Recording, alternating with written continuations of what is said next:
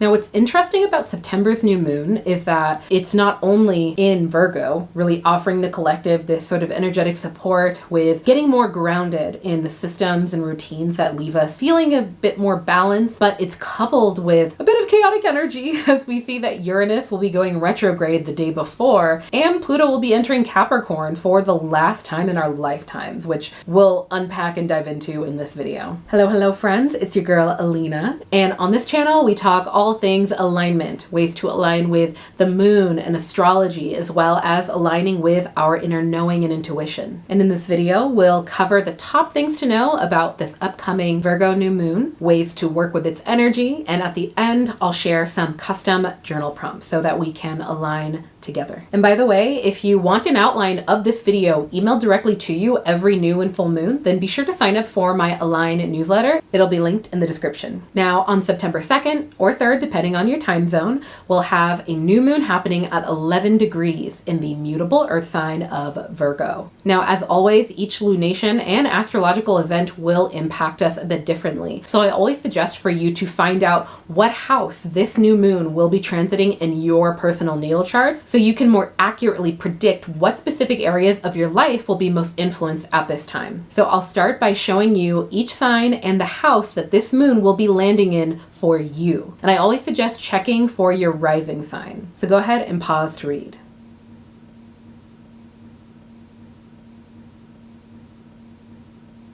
Now, I've also made a full write-up of each house and the aspect of our lives that it impacts that you can check out by clicking the link in the description. It basically explains to you, like, what is that concept where everybody says, find out what house this lunation or this transit is transiting in your charts to understand it. It breaks it all down for you. Okay, now first up, we know that this will be a new moon. Now, new moons mark the beginning of a new lunar cycle, and it's seen in astrology to be this time that signifies, just like our own inner cycles, a period of time where it's at its lowest energetic point, as we don't even see it in the night sky during a new moon, right? Because the moon is not reflecting any of the sun's light onto it. And it's during this period of time that is seen to be optimal for resting, reflecting, namely reflecting on the previous lunar cycle, what worked, what didn't work, and really drawing our energy back to ourselves. And no coincidence that that is something that is usually associated with this time, because as many of us know, when we take time to really pause, process things, even after a situation happens, you come home and it's in those quiet moments that you're like, did they mean that? Or like, what was going on there, that we're able to process it and connect the dots. And so that's why new moons can be very powerful for that reason. And that's why you see many people doing new moon rituals where they take time to pause, get grounded, maybe meditate, and they journal and set intentions. And that's one of the reasons why in the Auraline Astrology Planner, there's dedicated new moon ritual and journaling sections for every single month. By the way, I forgot to mention this, but the 2025 planners are launching October 6th. Just wanted to let you know. Let's keep going with the video. Now, second thing to know about this new moon is that it's happening in Virgo. Now, Virgo, to understand it a little bit better with more context, it's represented by the Virgin goddess, which is a symbol of wholeness and balance. She is whole and complete in herself, and she is full and satisfied in her being, and she is the source of her own wisdom. Now, this new moon, we are being reminded that all can be found within ourselves through listening and caring for our mind, our body, and our soul. Now, Virgo new moons can give us this boost in precision, exactness, and attention to detail as well. And it can feel a bit easier for us to access a more grounded knowing about situations and how to better handle them. And this can prove a little bit challenging in some relationships when it comes to feeling a little bit too rigid or feeling like we know it all and we don't need to hear about other people. That's the sort of other side of the coin of this more Virgo energy to pay attention to. So for those reasons, this can be a great new moon for doing things like being in nature, getting present with its energy field, and really balancing our own and leaning into introspection for the answers that we seek. Again, this is an earth sign, so getting back to the earth, getting back to what makes us feel more grounded can be more easily obtained around this time and can be a lot more potent in a lot of ways. Now, this new moon can also be a great time for planning the details of exactly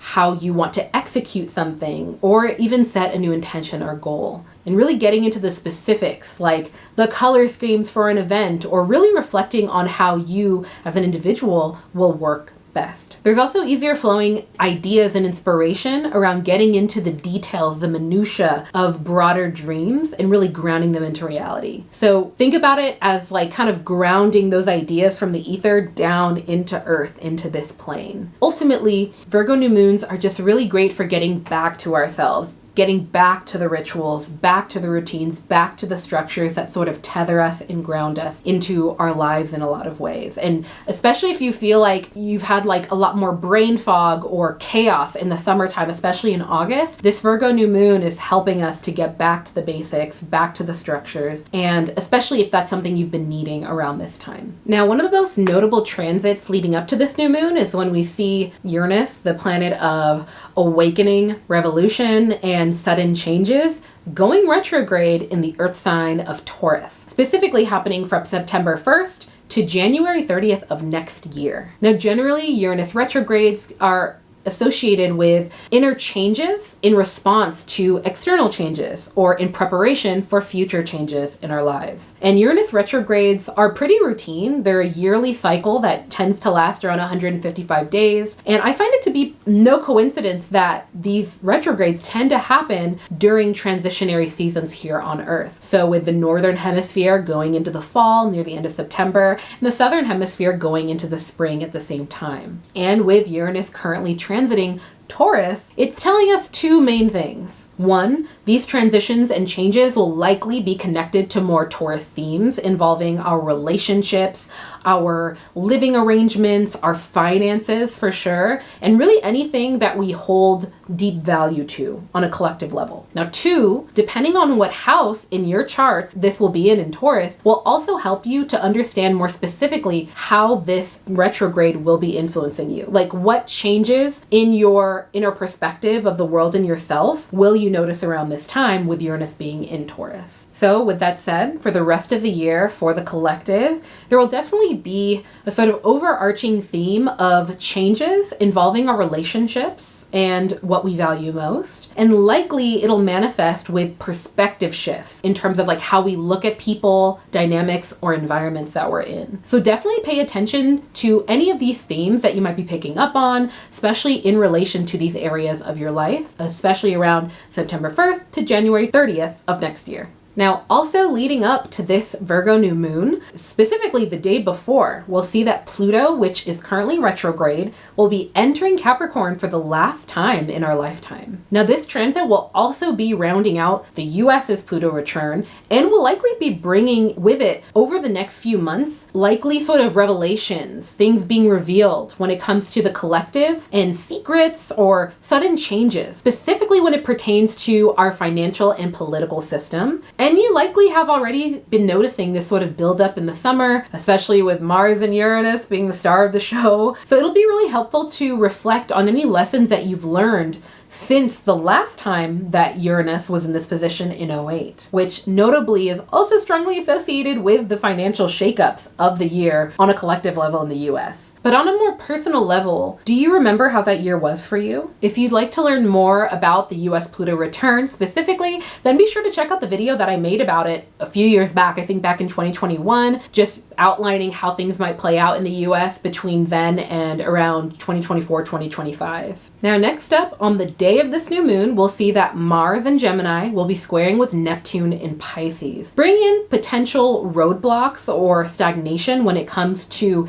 things like just getting things done and communicating clearly. Now, this can show up as us feeling a bit more low energy or picking up on even like passive aggressiveness or general sort of grouchy energy. So during this time, it can be incredibly helpful to really rest, relax, and stay in alignment with these new moon themes and cycles of getting grounded. And this is because we see that Mars is the planet that rules over our energy and getting things done. And it's just getting a lot of pushback right now. So sometimes it's not always about forcing things. In my opinion, when we see this type of transit, it can be a really helpful action around this time to sort of mind our business and take breaks when necessary and avoid any sort of gossipy or like two-faced type of energy that might arise. Now, on the other side of the coin, in my opinion, I think that this transit could bring a bit of inspiration and ideas that might sprout up in terms of problem solving any sort of stagnant sort of roadblocks that come up around this time. So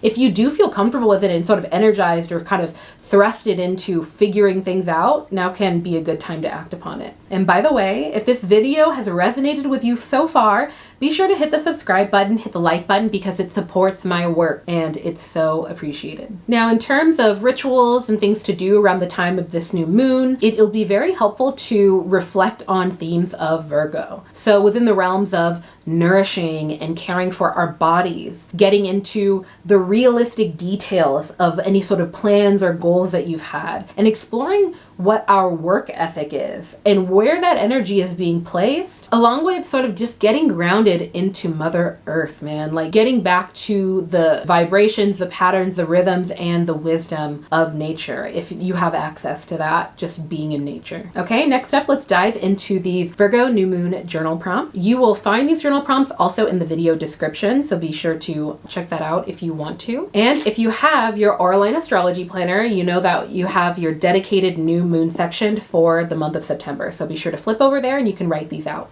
What big or small rituals or routines have left you feeling more grounded? Has perfectionism ever stopped you from doing something? And when was the last time that this happened, if so? What would it look like if you showed up imperfectly but consistently to something that you cared about? And finally, moving into this new lunar cycle, do you have any new moon intentions or goals? These can be pre-existing. They can involve a rest. They don't have to be really action-oriented necessarily. All right, y'all, I hope that you enjoyed those journal prompts. Next, I'm going to answer one or two of them to sort of spark some conversation and just catch you up on my life a little bit. So in terms of when perfectionism has slowed me down, I'm going to be completely transparent with y'all. I'm in the process of allowing myself to be cringe online. And what I mean by that is I feel like I have found such a great rhythm and a community here on YouTube in a lot of ways. And I'm trying to explore other platforms like, you know, making reels and shorter content and things like that. And I actually have a background in doing fun stuff with videos and stuff since I was a kid, but I just always felt really, I don't know, just like scared of it. I don't know. And as you guys know, all summer I've been working on the 2025 planners. By the way, they not only launch on October 6th, so mark your calendars, but we're bringing out purple, y'all. This is the new color. I feel like in terms of perfectionism, the most recent thing has been just like exploring new mediums of content, even exploring new videos here on the channel, because I'm like, oh, what about this? What about the algorithm? What about, it's just so apparent how that's slowing me down in so many ways. So I just feel like this summer has brought me so many lessons of like, slow down, be yourself, be intentional. Like you can get so much done when you bring intentionality into it versus feeling like you need to rush things, if that makes sense. I guess I'm talking about a lot of different things, but this year, just making the planner and then also going to a trade show where I was able to showcase the 2025 planner and a lot of the new features of it and get feedback from people in the industry of like retail and stationery and just fellow small business owners, like product-based business owners, like that has been very illuminating for me in a lot of ways. And again, it feeds into this overarching theme of like, don't be the one to tell yourself no because you're not being perfect. Like force other people to tell you no. Go out there, ask questions, get feedback. Like don't be afraid of rejection because it's not perfect. Like try things out. And I am just so excited about this year's planner. Like I'm excited for you guys to see it because there's been a lot of improvements to it because I pushed past some perfectionism things. So anyway, I'm really excited about it. But one of the reasons why I added this question in is because don't we all want to have these Virgo qualities that are associated with having our ish together all the time? I feel that, but there can be a flip side to that sometimes where I feel like this new moon can also illuminate. How can we start fresh in terms of showing up and doing things in the way that we want without limiting ourselves because we want things to be too perfect? Does that make sense? Let me know in the comment section below. But if you made it to the end of this video, I would love if you commented 3 new moons, so 3 of the black moons, or comment in answer to one of these journal prompts. I also want to mention that I started a new video series where I'm talking about the top transits of the month, and I just recently released that, so be sure to check it out. And I want to leave this with my favorite quote, and that is, be gentle with yourself, because life is about the journey, not the destination. All right, I'll catch you in the next one.